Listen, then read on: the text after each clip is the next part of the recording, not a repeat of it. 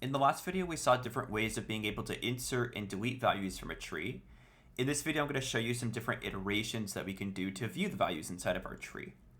So far I've been having to do things like taking the root and checking its left and right children to be able to see values in the tree. My goal is to be able to see all the values in my tree in a variety of different formats. There's actually quite a number of different iterations that we can use, and I'll discuss a few different options that are common in this video. The first one that we'll talk about is an in-order traversal. An in-order traversal is going to print the values of a tree in sorted order, that being from smallest to largest. The idea of how an in-order traversal works is recursively. So it's pretty similar to the other recursive functions that we've seen so far. Basically what we're going to do is we're going to take a look at our starting point and see if it's equal to none. If it's not equal to none, we're going to do the following three calls. I'm going to call the function itself with the left-hand side.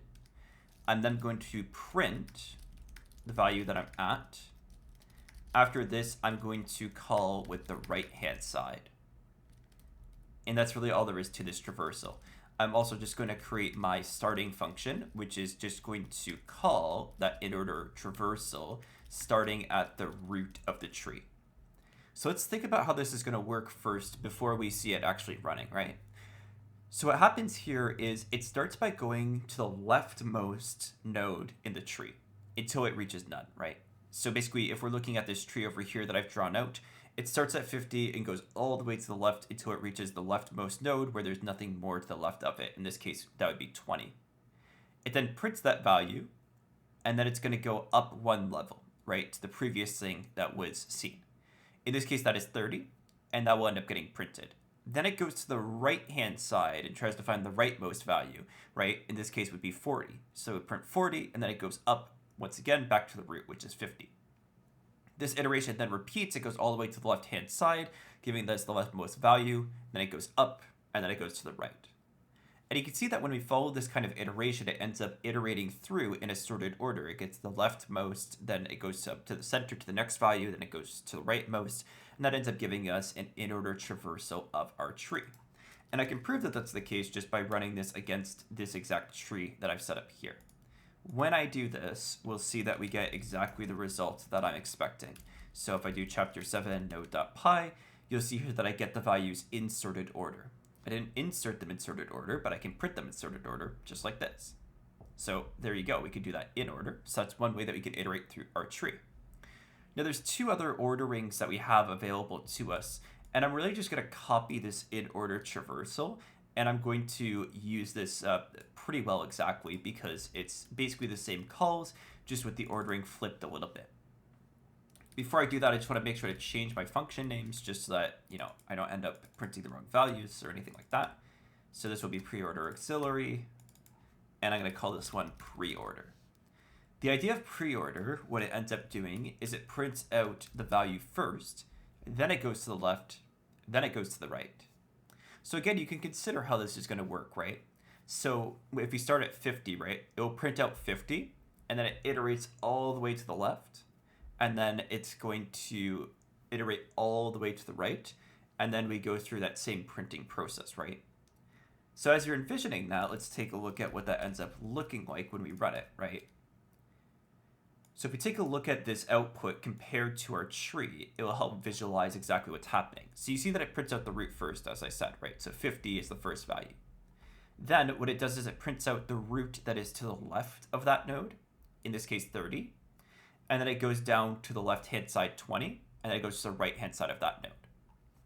So what's happening here is it's essentially printing the middle value, and then it prints its left value, and then its right value, right? So you see that happening pretty clearly here as we continue on through. So we get 30, which is the middle, and then it's left and right. And then the next thing that we see here is 70, which is in the middle. Then we get its left and its right. That's the idea of a pre-order traversal. It prints out the middle, and then the left, and then the right.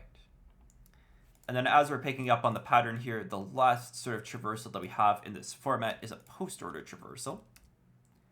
So a post order is basically going to be another rearrangement of our prints that we have here. So let me just change up our namings here. And the idea of our post order is going to be that it's going to do the iterations, then it's going to print. So you see that we're really just looking at every possible combination of iterating these different values, right? So in this case, it would go all the way to the left, and then it goes to the right, and then it prints out the value. Let's take a look at what this ends up looking like, right?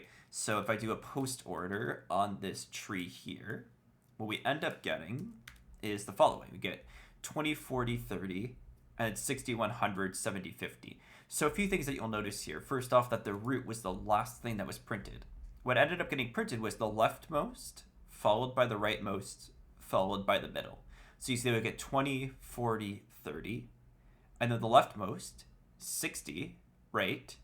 And then we get the value 100, and then we get the value 70, right? Left, right, middle. And then it comes all the way back up, and then we end up printing out the values coming up to the root itself, right? So we see that we just get left, right, middle, and then we get the final middle at the end. So that's the way that the post order traversal is generally going to work for us. It goes left, right, middle, and then it just continues on through that. So those are 3 traversals that you'll want to know when you're working with binary search trees, since each of them is going to be useful for showing you the way that your tree is structured. One final iteration I'm going to show you is a level order traversal, which actually applies the queue data structure that we worked on in previous videos. So the very first thing that I need to do here is I need to import my queue. So I have a file called node queue, which has my queue inside of it. And then we're going to do what we call a level order traversal. Level order traversal is an iterative traversal, so it doesn't have any recursion in it. And what it generally does is it prints level by level. So it'll print 50 first, then it prints 30, 70, then it prints 20, 40, 60, 100. So it prints each row of data. If you were visualizing it stacked on top of each other, it goes through level by level, printing each level as it goes. So that's the idea of a level order traversal. It's very helpful for situations where you want to make sure that things are ending up in the right locations, right? So the idea of this is basically we're going to start by saying if the self.root is none, then we want to return. We don't want to try to process if there's no root available to us. And then what I'm going to do is I'm going to set up a queue. And I'm going to on-queue the root node. So that's going to be the first thing on the queue. And what I'm going to say is while the queue.size is greater than 0, so while there's something still on the queue, I'm going to take whatever is at the front of the queue, I'm going to dequeue it, I'm going to print its value, and then what I'm going to do is I'm going to say if there's something to the left of it, so if that's not none, then we're going to on-queue the value to the left. Additionally, if there's something to the right-hand side, so if the right is not none, then we're going to on-queue the right-hand side, and we just repeat that process. So you can see basically what this does is it starts at the root, it prints its value, and then it places its left and right children on a queue.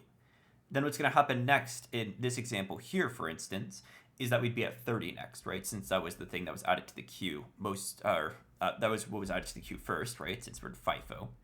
And basically what's going to happen is it's going to print 30, and then it's going to on-queue its left and right children.